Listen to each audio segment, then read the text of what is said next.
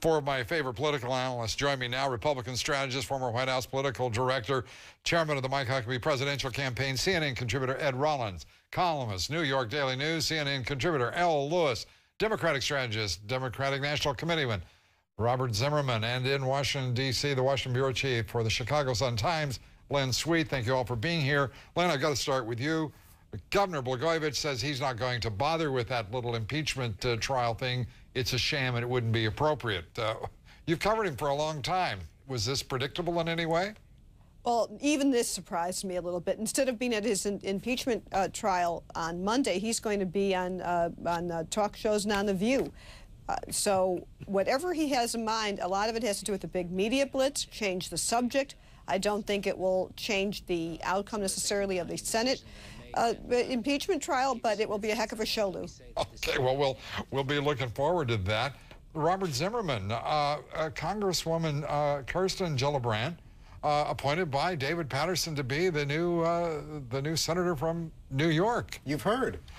Well, as a matter of fact, I did hear. Right.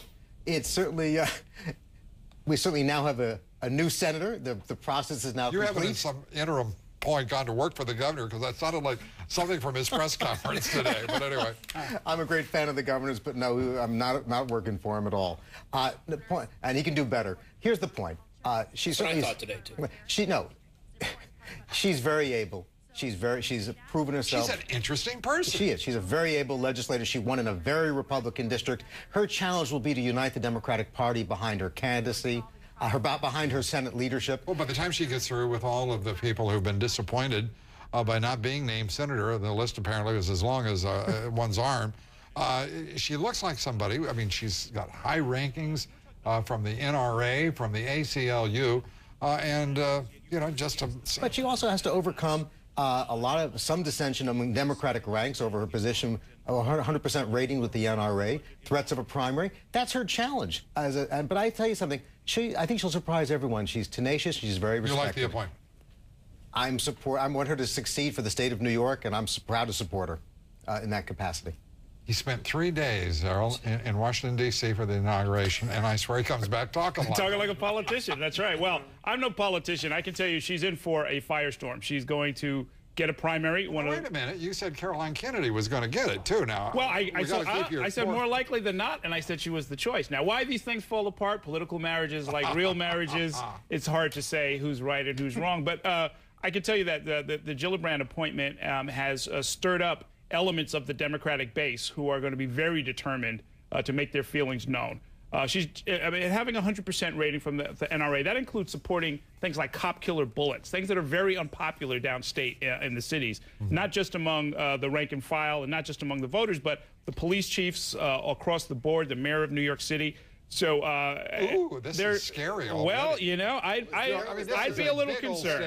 This little island doesn't do that much. I know everybody here thinks it's a pretty big deal, but as a Republican, for the first time, I thought we might have a pulse. Watching the press conference today, which I didn't think the governor performed very well. But more important, this is a candidate. I don't know her well. I know, obviously, of her victory against John Sweeney, and it may have helped that he was charged with assaulting his wife a couple weeks before the election. But at the same time, she's formidable. She will be primaried, and a very significant Republican will run against her. I think if it was Cuomo or somebody else, there wouldn't have been either primary challenge or what have you. I think at the end of the day, Patterson's performance today may have brought Rudy Giuliani into this race. We may have a Republican race in a couple places, and the most important thing is the seat that she presently sits in, which will have a special election in about 2 or 3 months.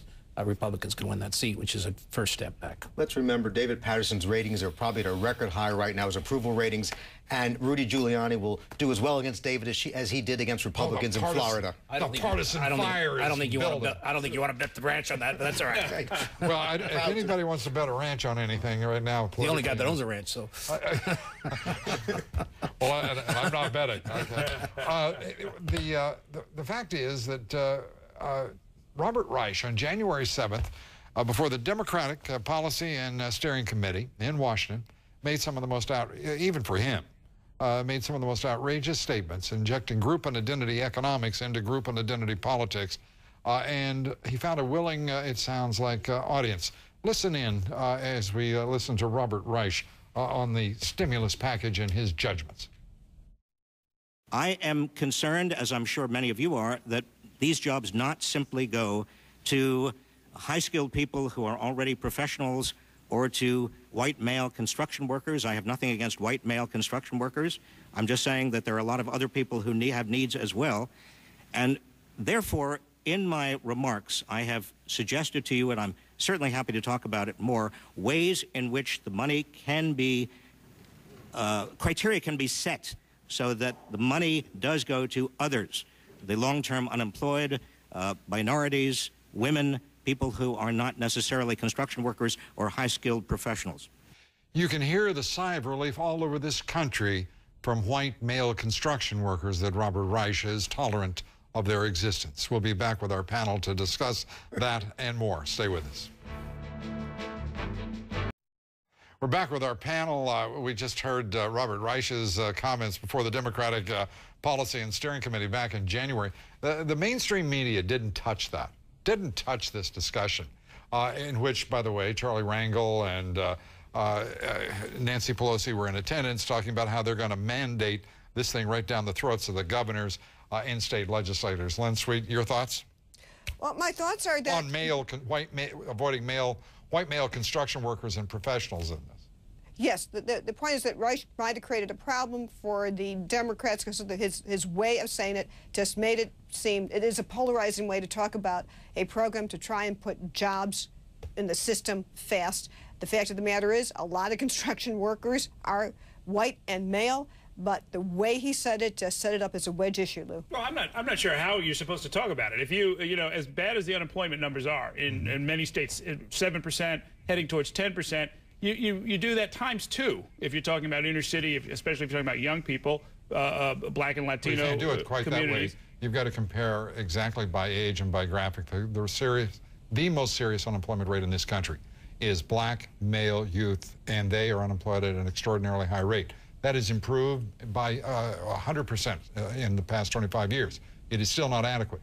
But the idea of talking about group and identity politics and a stimulus package, Errol, that is absolutely an absurd way to pursue economic policy. If the idea is to spend about $700 billion and defer the question for another 25 years, I don't think that's an acceptable outcome. I don't think that's your choice. Your choice is to choose to pursue a program that works. One, we know economic stimulus packages do not drive the economy into recovery from recession. Just hasn't happened. The President's Council of Economic Advisors chairman has stated precisely that. It is stipulated. We have a real crisis from which to recover. It requires a monetary policy, not a fiscal policy. This is pork. It is a political program, and it is not economic stimulus, no matter what you call it. Well, if it's going to be, then it's no matter who, no matter who gets those jobs. If you think it's pork, it's pork. But if it's going out there, you know, what about, a lot of women aren't in construction. Maybe they should, these jobs are coming down the line. This isn't about construction or minority hiring or any of the rest of it. We have an economy that is teetering. If we don't get this entire economy moving, if this stimulus, we're going to spend trillions and trillions of dollars, if we don't get this thing moving in which every American benefits who wants to work, we're going to basically suffer. That was the silliest. Secretary of Labor, former Secretary of Labor, made a silly statement. And I can just tell you that there's a lot of Americans who don't think these programs are going to work, and they want them to work desperately. That's why they believe in Barack Obama today, and he's got to do everything to make this economy move forward. Just following up on that point, Ed, obviously this is Secretary Reich's comments are a very good example of why he's not in the Obama administration. They're silly comments, they're irrelevant, and they should be kept in that perspective. The more important point is, how do we make sure that the stimulus package can produce jobs? And maybe one of the steps is going to be the way we structure infrastructure jobs and get them ready, shovel ready. Infrastructure projects should be to create infrastructure. I know that's a radical concept. The fact is that we've got to be honest, and this administration's got to be honest, and so does this Democratic leadership, both Democratic and Republican. This economy will turn on the basis of liquidity in the monetary system. It will turn on the strength of low interest rates and real leadership and competence in leadership. This is not the way to instill competence, and it is a recipe for real disaster through disappointment, an electorate that doesn't need further disappointment. And small business, small business, small business. That's which creates 80% of the jobs in this country, and not part of the equation at this point. Thank you all. Appreciate it. A reminder to join us on the radio Monday through Friday for the Lou Dobbs Show. Go to LouDobbsRadio.com to get the local listings for the Lou Dobbs Show on the radio.